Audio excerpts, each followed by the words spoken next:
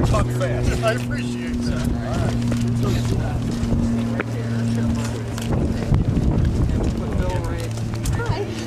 All right, so is this good lighting director?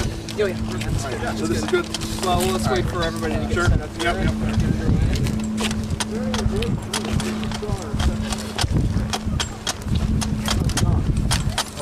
Like everyone freezing.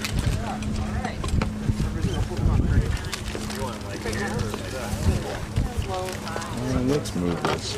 Wow, we are hardy soldiers here.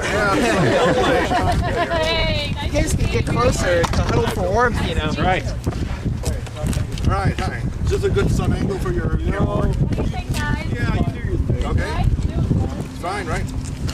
All right, come on in, guys. Don't be shy. That's right, huddle up close for my Do it quick. Ready? Did you have a statement that you Yeah, wanted? I'll read a brief statement and then Okay. take a couple questions until we all freeze to death. Good. Okay. All right, here goes. Ready? All set? All right. In a few minutes, Jim Oberweis and John McCain will arrive here. I respect Senator McCain for his service to our country in the military and in the Senate. And it goes without saying that I respect the achievements of our troops.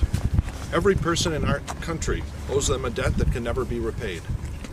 But I do not and will not support a continuation of President Bush's policies on Iraq. Our troops should not remain in Iraq for another 10 years, as Mr. Oberweis believes, or another 100 years, as Senator McCain has suggested.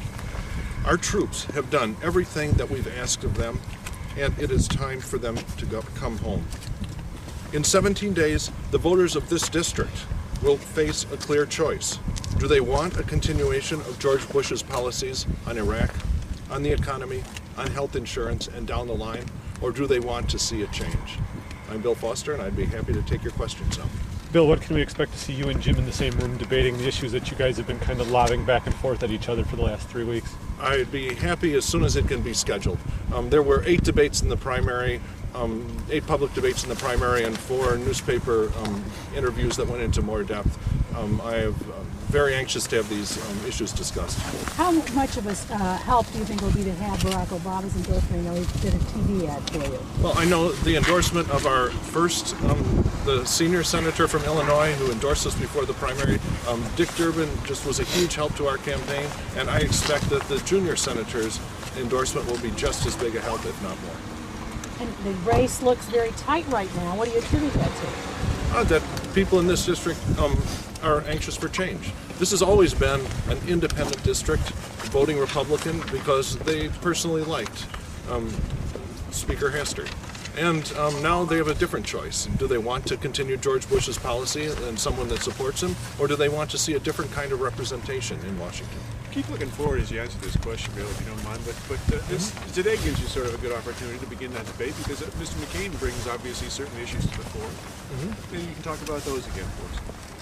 Well, look, Mr. McCain is involved in a presidential race that has its issues that are different than these. The change that is that's immediately available for voters in this district are the issues that will come up in the House of Representatives in the special election term here. Well, you did a real good job a second ago talking yeah. about the war in Iraq. You know, Certainly. the policies of the Bush administration, the policies you disagree with. Do you want to just go over those again for us? Well, the Bush administration's policies have really been a debacle for the for the American citizen and the American taxpayer. Economically, you can see that the economic growth in Illinois has been negative under the Bush years. There are fewer jobs today in Illinois than there were when President Bush took office. The jobs that remain are not as good. The median income is down by more than 10%. And so when Mr. Oberweis stands up and he supports George Bush's pro-growth policies, the voters of this district can see right through it. Do you feel having Denny Hastert and McCain coming up for Oberweis is an obstacle to overcome? The voters understand these gentlemen very well. They know what they've represented for the last 20 years in public service. And when they look to the future, they look to change. And I feel I'll bring a different kind of... Okay. All right, No, any more that's just a questions? call for wide shots, so you can keep going. Good meeting you. One Fox just got here. Okay, so everyone's frozen. Start off by asking what you've probably already been asking. What's your reaction? Senator McCain coming here tonight to support your opponent. Well, I think that's it's certainly an interesting development in the race. I think that the fact that it was necessary for a fundraising event for a guy who was a multi-millionaire who has funded and lost several races in the past is an interesting aspect of this, and it probably reflects the fact that the Republicans have looked at the same polling that we have, and this is no longer a safe Republican seat, and they're now scrambling to try to preserve it. Is that how you feel that you obviously pose a threat if make it big enough to bring the senator here? That's a call for the Republicans to Are you flattered that he's coming here to support your opponent? I guess you can interpret it that way. It's not, I focus on our candidacy and our policies. What does the polling data suggest that you've seen? The polling data that I'm aware of shows that it's basically a statistical dead heat. One more. They've got a new ad that says, takes you to task on the tax issue. And you've seen the National Republican Campaign Committee material suggesting you raise taxes on every family an average of $4,000 by virtue of canceling the Bush tax cuts. Right. And so this is, nothing is certain in life except for death taxes and Mr. Oberweis distorting positions in campaigns. We are on record repeatedly in favor of middle-class tax cuts. And that is where I would have put the tax cuts, rather than tax cuts that are biased toward the extremely wealthy and large corporations. What do you think? That you're going to raise taxes in every family by $4,000. True or false? False. And what's the reality?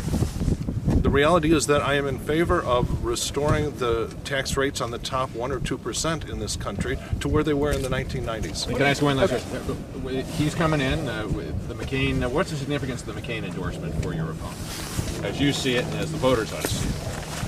I have not seen the endorsement statement to know about it. I mean, it's clear that Republicans will be lining up in favor of the candidacy here. Does this help him though? Does this help him? On the war? He says you want to abandon the troops and slap them in the face, knock them around. By pulling out, would you dishonor the sacrifices that have been made? I refer you to the statement that I just made. The troops, I could not be more proud of what our troops have done. What do you think about the tenor of this campaign, the way it's turned? The competing ads, both extremely negative.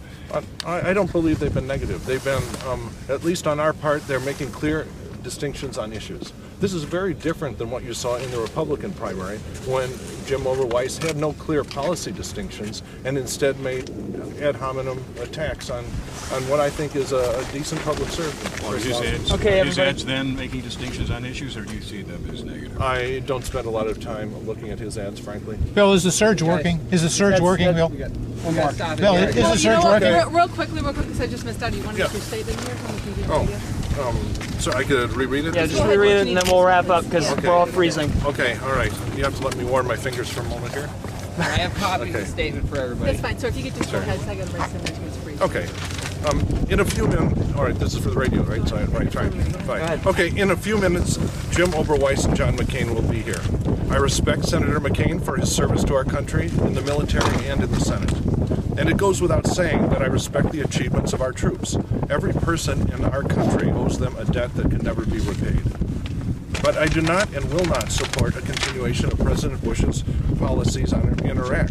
Our troops should not remain in Iraq for another 10 years, as Jim Oberweis believes, or another 100 years, as Senator McCain has suggested. Our troops have done everything we've asked of them, and I could not be more proud. But it is time for them to come home. In 17 days, the voters of this district will have a clear choice. Do they want a continuation of George Bush's policies on Iraq, on the economy, on health insurance, and down the line, or do they want to see a change? Do you think you have an uphill battle against Mr. Oberweis? Said everybody. Okay, John. Do you think you have an uphill battle? Again, I'm walking. Do you have an uphill battle? Our polling indicates that's a dead heat. So that's it. Let's walk and talk. Thanks everybody for coming. You say it's a dead heat, the polling indicates? Yeah, certainly. Yeah, it's a statistical dead heat. I follow. And you can sort of see that